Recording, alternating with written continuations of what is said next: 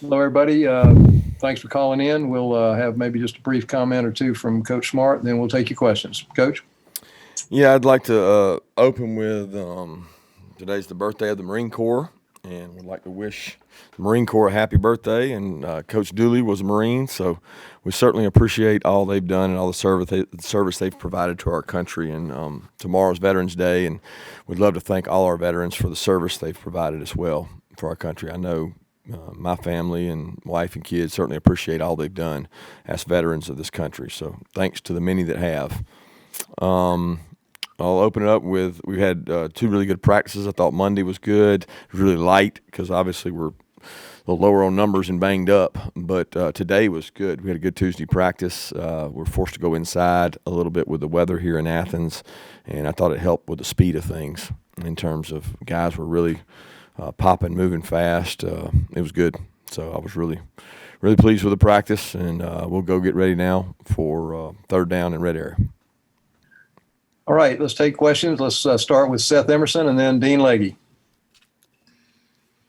Kirby, for all the talk about offense, I wanted to ask about the pass defense. This is twice this year the pass defense has been kind of exposed, if that's the right term. And you can go back to the SEC championship last year too.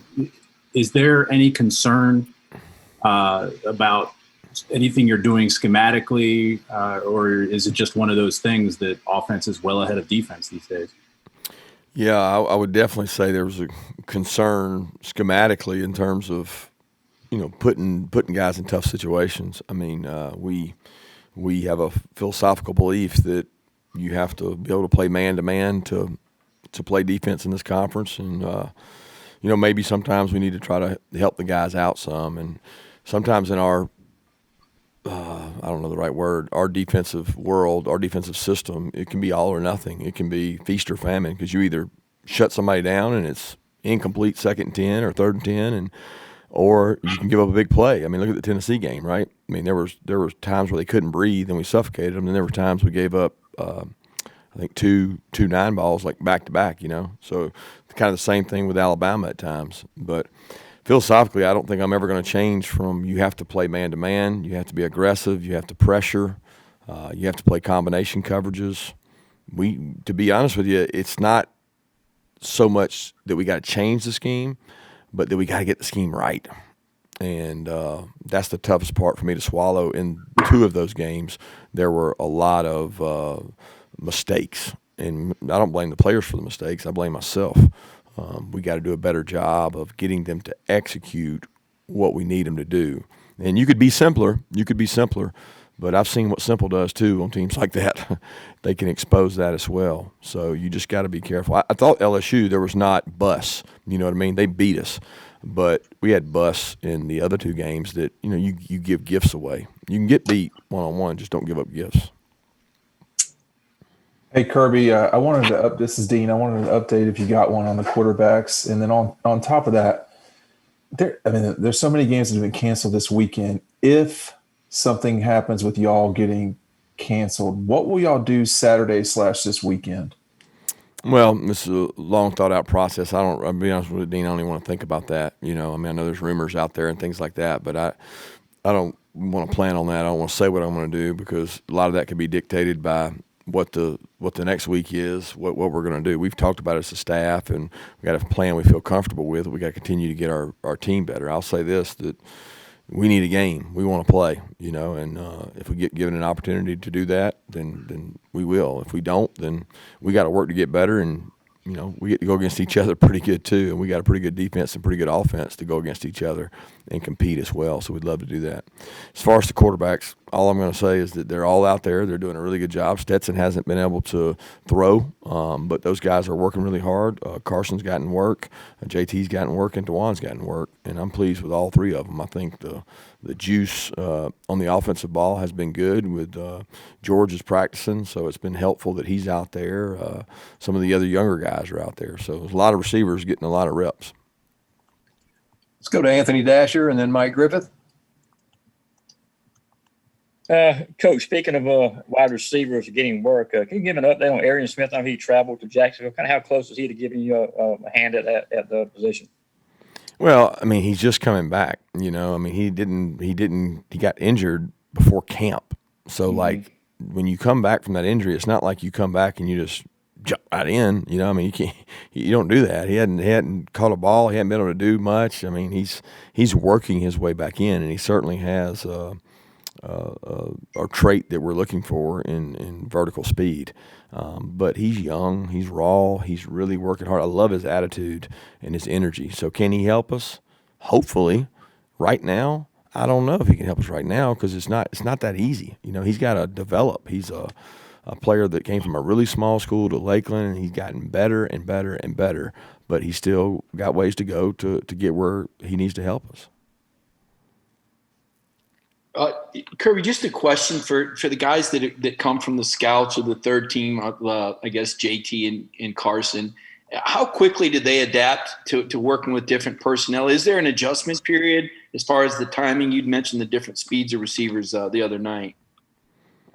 Timing, I'm not sure I understand your question. Where they're coming from scouts, you're talking about when they go from scouts to going to the offense, the ones and twos, and all the different things. Well, they're always with those guys. They throw with those guys every day, Mike. They're like the first thing we do in practice, the periods that you guys used to hang out there in video and watch.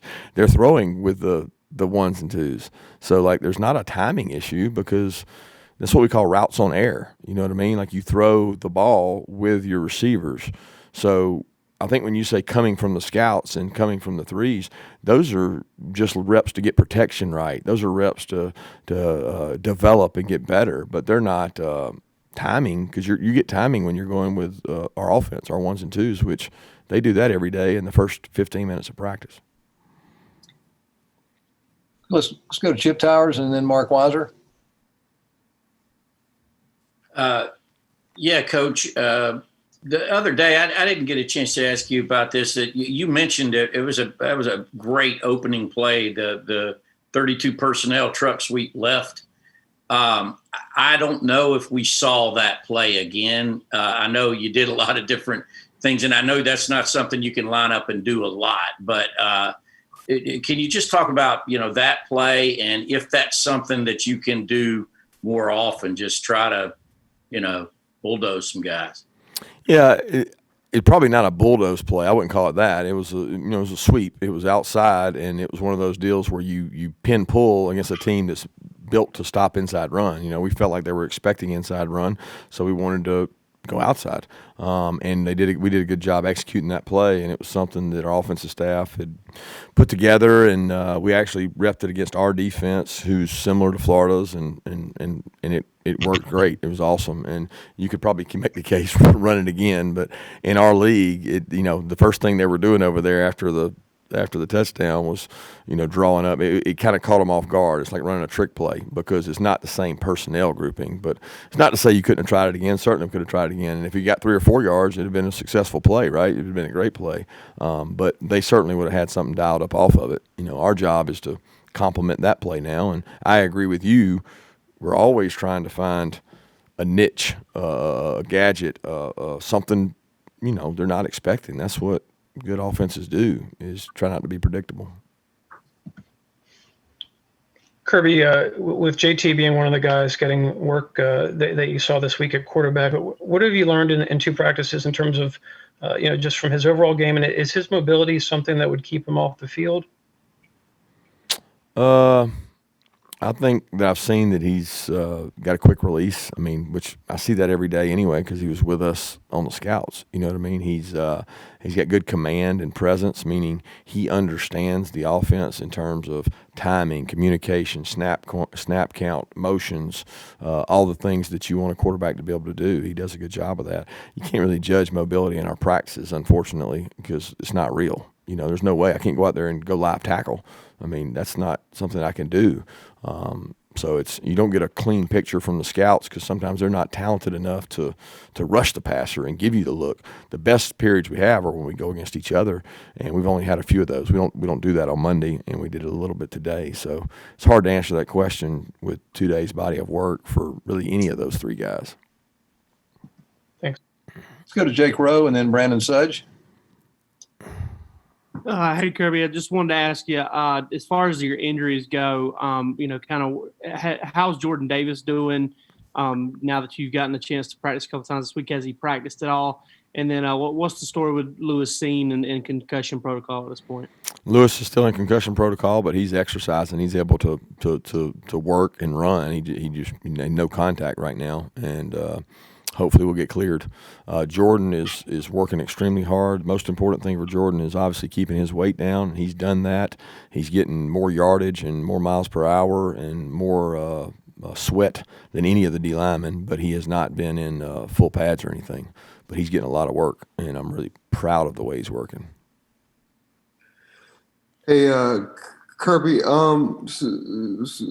I want to ask you about Jamie Newman. So has he been around the program at all since he opted out? Has he worked out with y'all? Has he been a voice in the quarterback room? And then also, how have y'all kind of supported him and worked with him through this whole process of preparing for the NFL? Yeah, I hadn't seen Jamie. We communicated, obviously when he left, and maybe a couple times since then. But he hasn't been with us. And I don't know if he's been with the players or not outside of the building. But I hadn't seen Jamie here. I think he's training. Okay, let's go to Red and Black. I don't know, is that Griffin? Is that you? And then we'll go to Blaine. Yeah, that's me. So coming off the loss this past weekend to Florida and the SEC having some cancellations, is there any worry about where your guys' heads are right now, or are you pretty confident that they'll be ready for anything? I think you're always concerned as a coach. I mean, you're playing 11 a.m. Central, I think, on the road. It's always interesting when the crowd's not there and not full, and that's tough. But it is what it is. It's what we prepare for. You know what I mean? We talk about it. We try to get them ready for it. But I don't have concern that they're not ready. I'm more worried about preparing them to be ready. And that's what the job of a coach is, to prepare them for any situation, And that's the leadership's job. And I think our kids are doing a good job. Like I said, they had really good energy today. Hey, Coach, just wanted to know, how excited are you for some of these younger guys? I know it's always unfortunate we have injuries, but how excited are you for some of these younger guys, and how did specifically players like Major Burns and Chris Smith, how did they end up, responding to the feedback you guys gave them from the Florida game? I think they handled it well. It's very technical. I talked about it on Monday. You explained that nobody wants to play good more than those kids. So, I mean, it's really important to them. And if it's not important to them, then I don't want them on my team. And those two kids meet extra, come in. I mean, they want to get it right. They do. But there's something about, and I've always said in our league, until you've played 4 to 5 games as a starter, you're going to have silly mistakes that I can't explain. I've never seen a player not have them. And I call them growing pains. So until you go through those growing pains, it's going to be tough, and Major had some growing pains. Chris didn't really have many growing pains, but he's had his already. He's already kind of gone through it last year and some this year. So I'm proud of the way those guys have responded this week, and they get a sense of urgency to learn now. They sit in the meeting for so long, and it gets numb, and they get bored, and they don't listen, and then all of a sudden they're in there, and they're like, "Oh wow, I might should have listened during all those meetings," and they start doing it a lot better now, so it gets their attention. Okay, let's go to Connor Riley. Then we'll see if Justin has a question. Connor? Hey, Kirby, after a result like that against Florida, does your messaging to recruits change? And what is it, especially when you're not able to sort of get in front of them face-to-face because of the restrictions due to COVID?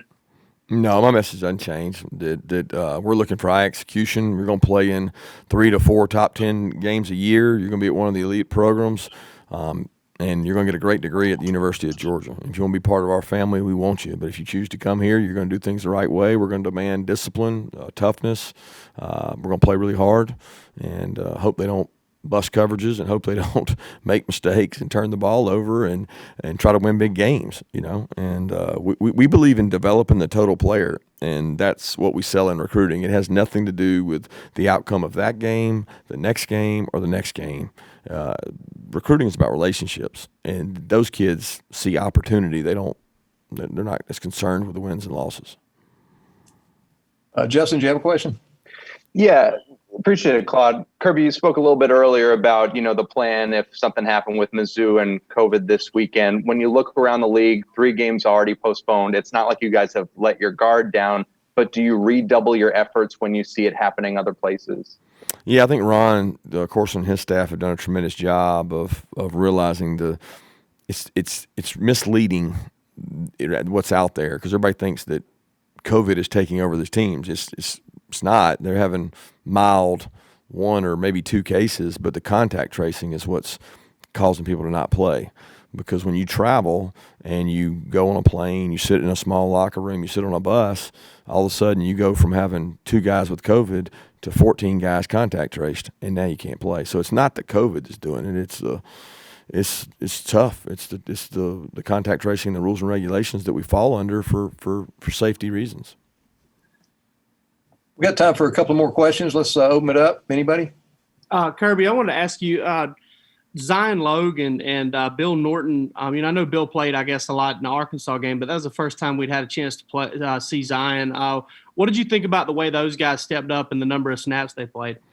Yeah, I don't remember in Florida game how much. I know Bill was in 1 snap because I remember it, but Zion played quite a few, and they're getting better. You know what kills those guys like that is they never got that off season. They never got like the really heavy lifting.